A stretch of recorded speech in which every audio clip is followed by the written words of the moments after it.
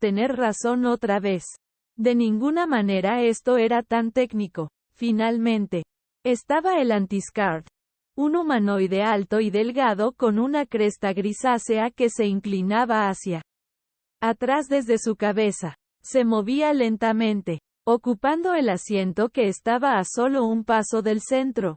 La segunda especie más antigua del universo conocido. Los Antiscard.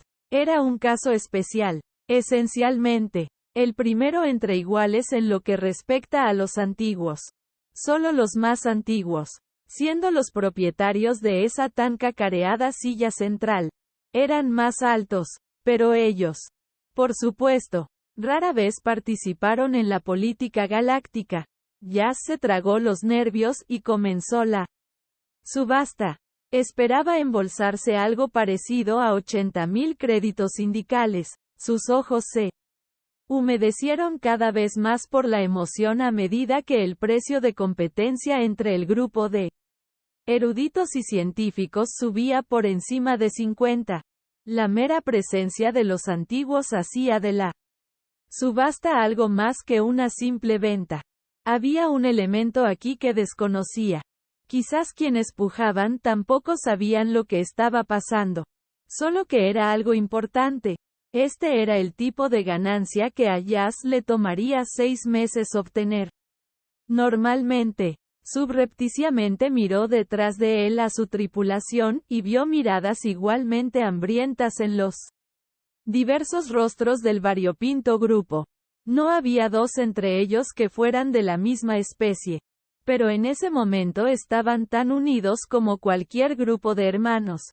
La puja llegó a 190.000 créditos y se estancó.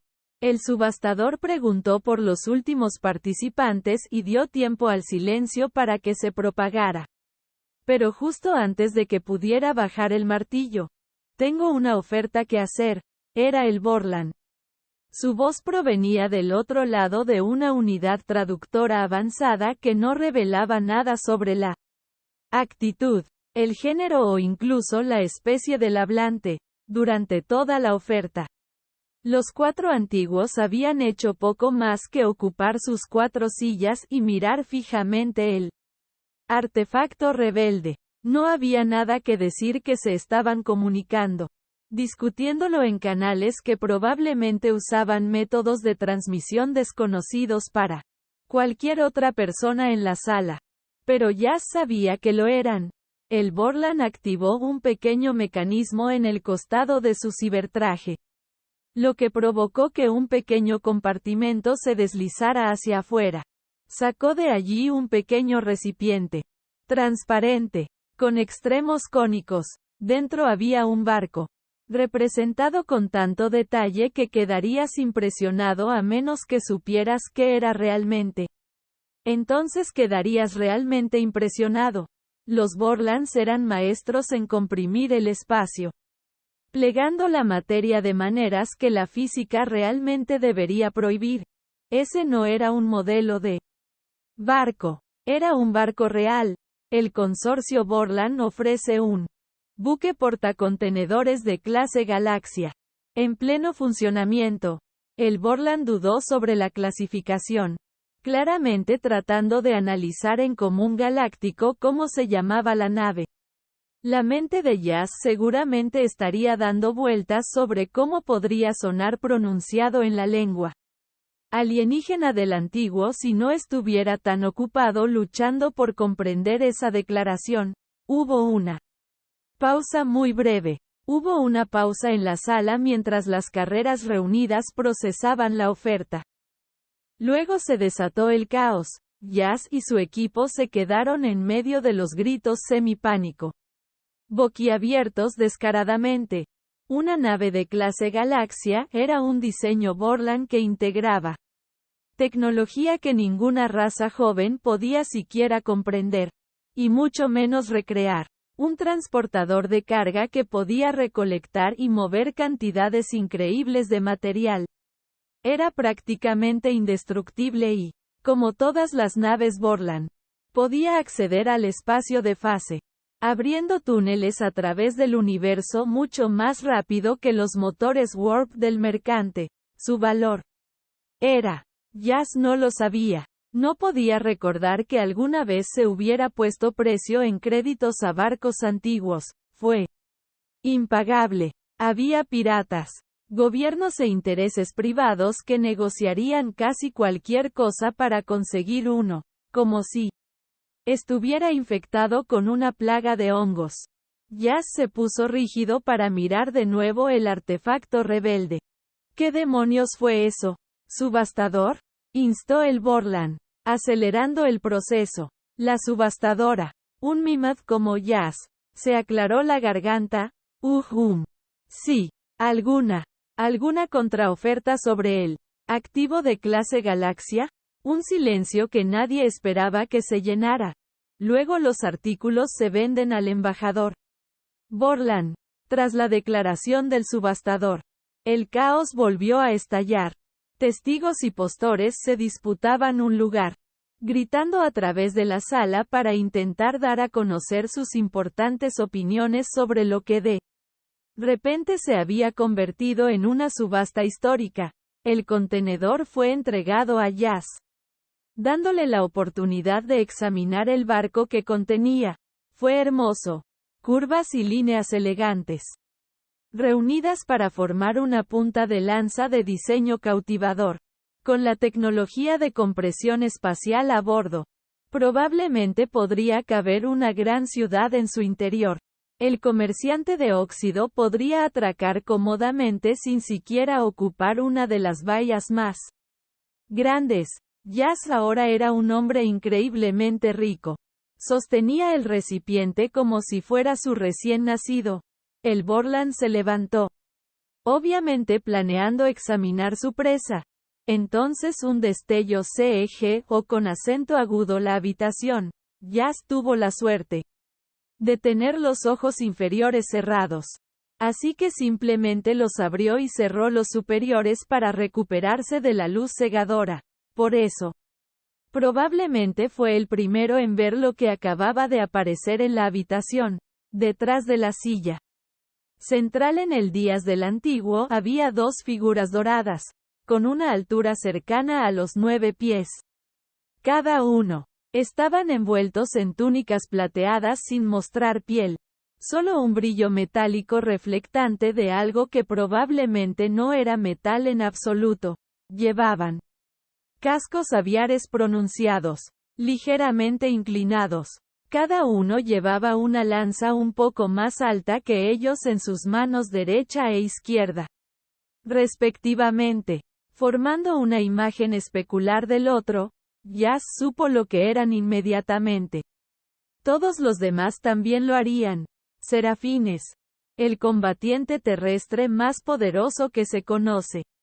No había ningún tanque, ningún caminante de combate, ningún cyborg fuertemente blindado que pudiera competir. Cada uno de estos seres era un ejército andante. Más importante aún fue lo que anunciaron, porque los serafines solo fueron vistos en compañía de sus creadores, en el momento exacto en que todos se habían recuperado de la luz, lo suficiente como para mirar con asombro a los repentinos intrusos. Un segundo estallido de energía, más pequeño y más contenido, se produjo directamente delante del asiento central. No importa que la tecnología de teletransportación sea algo que incluso los antiguos han luchado por dominar. No importaba que estuvieran en una habitación privada y protegida donde un microteletransporte preciso debería haber sido completamente imposible. De repente, la humilde casa de subastas de una estación remota fue sede del mayor de los antiguos. Una especie que estaba explorando el universo antes de que cualquier otra hubiera desarrollado el habla. Una humana se paró frente a la silla que le correspondía y evaluó la habitación, al igual que sus guardaespaldas. No se veía nada debajo de su ropa. Llevaba una túnica amplia de color blanco y gris, rematada por un casco ovalado y liso. sin rasgos distintivos en el frente y con un diseño ornamentado en la parte trasera. No se veían extremidades. Cualquier apéndice que poseyera, si es que poseía alguno, estaba oculto debajo de su túnica. En el momento en que ella apareció, una ola de emoción invadió a todos los presentes, obligando a algunas especies de voluntad más débil a arrodillarse. Descubrimiento, curiosidad, excitación, melancolía. Jazz sabía, académicamente, que estaba experimentando la reacción psíquica del ser humano. Las otras razas sintieron una fracción de lo que ella sentía, pero parecía como si viniera de dentro. Ella no estaba mirando a ninguno de ellos. La placa frontal sin rasgos distintivos de su casco estaba dirigida hacia abajo, hacia el campo de energía que contenía el artefacto. Se deslizó hacia el borde de la barandilla que la separaba de él. Jazz notó a lo lejos el claro espacio entre el dobladillo de su túnica y el suelo. No había tocado el suelo ni una sola vez desde que llegó. Durante un largo momento nadie habló. Incluso los otros antiguos se limitaron a mirar. La llegada fue tan increíblemente inesperada que nadie tenía la más mínima idea de cómo responder. Los humanos no vinieron a las subastas. Este fue oficialmente el momento más loco de los 62 ciclos de vida de Jazz, cuando su máscara finalmente cayó ante él de manera desconcertante, sin necesidad de mirar a su alrededor para ver quién era el vendedor. Sintió el peso de su mirada como una fuerza física. Determinación. Deseo comprar este artículo. Su voz cantó por toda la habitación, llamando la atención con descuidada facilidad.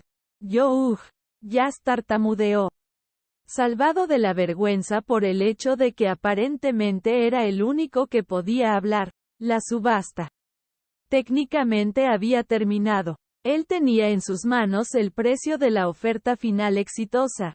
Ese casco blanco se inclinó, evaluando la nave encapsulada. Él también la miró.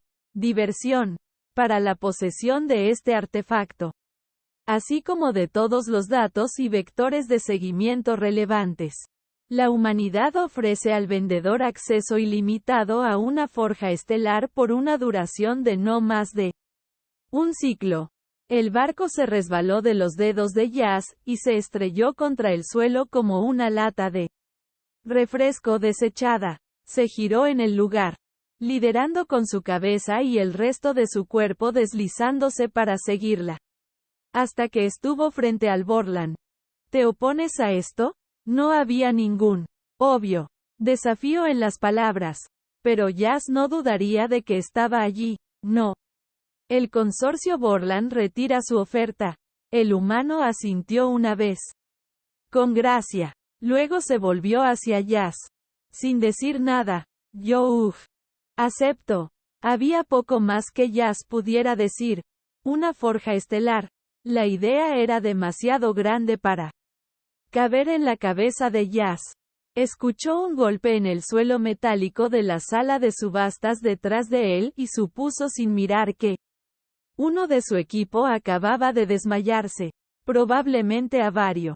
Los Aquans eran propensos a desmayarse cuando no estaban sumergidos. Además, recordó Jazz, los Aquans eran una de las muchas especies que evolucionaron en un planeta que los humanos habían creado con una forja estelar.